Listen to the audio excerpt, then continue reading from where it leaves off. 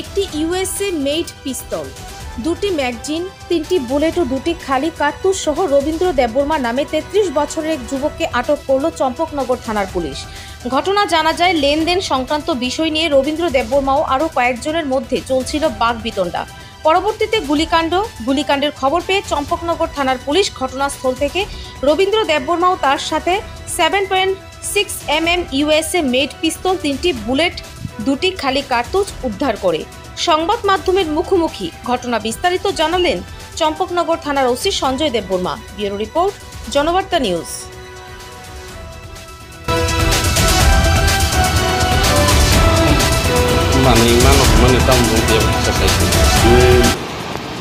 গত 13ই এপ্রিল রাত্রে 11:30 দিকে আমরা তো চম্পকনগর সাধুচন্দ্রপাড়াতে একটা ঘটনা ঘটে, সেখানে একটি গুলিকাণ্ড ঘটনা ঘটে।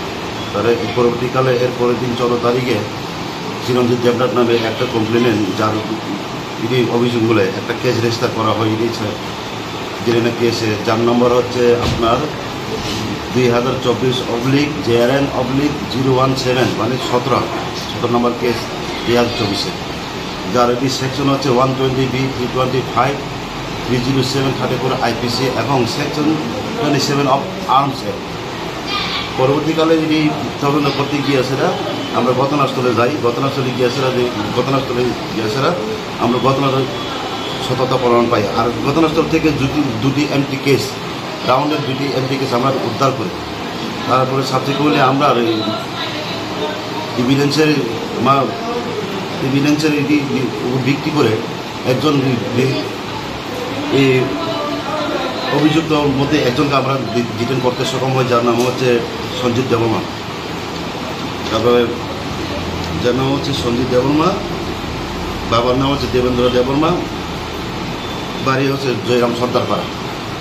তারপর তাকে আমরা দুদিনের জন্য রিমান্ডে লই আনি।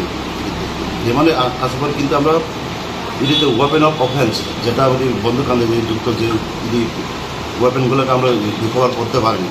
পরবর্তীকালে মূল অভিযুক্ত রবীন্দ্র দেববর্মাকে, যার বাড়ি হচ্ছে আপনার রামকৃষ্ণপাড়া কুমলুম, রবীন্দ্র দেববর্মাকে আমরা গত পরশু 26 তারিখে আমরা অ্যারেস্ট করি এই কেসের তদন্ত করতে গিয়ে। তারপরে তাকে আমরা রিমান্ডে আনা হয় 3 দিনের জন্য। তারপরে গতকাল ইনভেস্টিগেশন করার পর তার কনফেশন বলে আমরা গতকালকে রাত্রেবেলা 4:30টার দিকে 4:40 দিকে আমরা রামকৃষ্ণপাড়া যেখান থেকে লুকোনো ছিল সেখানে আমরা একটি মেড ইন ইউএসএ একটি আমরা পিস্তল, তারপরে 3টি রাউন্ড আর 2টি ম্যাগাজিন আমরা উদ্ধার করি।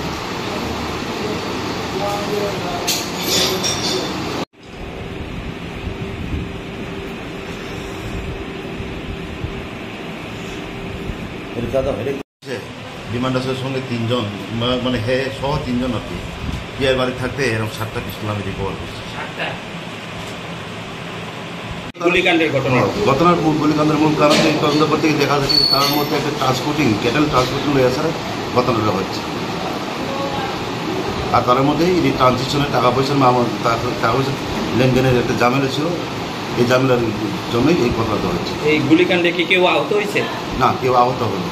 পিস্তলটা কোন জায়গা থেকে এক্স্যাক্টলি আপনারা রিকভারি করছেন? আমরা রামকৃষ্ণপাড়া, যেখানে যে অভিযুক্ত রবীন্দ্র দেববর্মা তার নতুন দোকান কনস্ট্রাকশন ছিল, সেখান থেকে আমরা উদ্ধার করছি। ম্যাগাজিন 2টা কি ফুল লোডেড না? না, আনলোডেড ম্যাগাজিন, দোনোটাই ম্যাগাজিন আর 3টা রাউন্ড, 2টি ম্যাগাজিন আর পিস্তল। এটা এই প্লাস্টিকের একটা ক্যারি ব্যাগের মধ্যে মোড়ানো ছিল। এটা একটা স্ট্যাক ছিল, এই স্ট্যাকের নিচে এটি লুকানো ছিল। এখন তদন্ত চলবো এর বিরুদ্ধে নাকি? তদন্ত চলবো। হ্যাঁ, তদন্ত চলছে। কোথায় থেকে এটি হচ্ছে সোর্স অফ ওয়েপন, এগুলি আমরা দেখছি।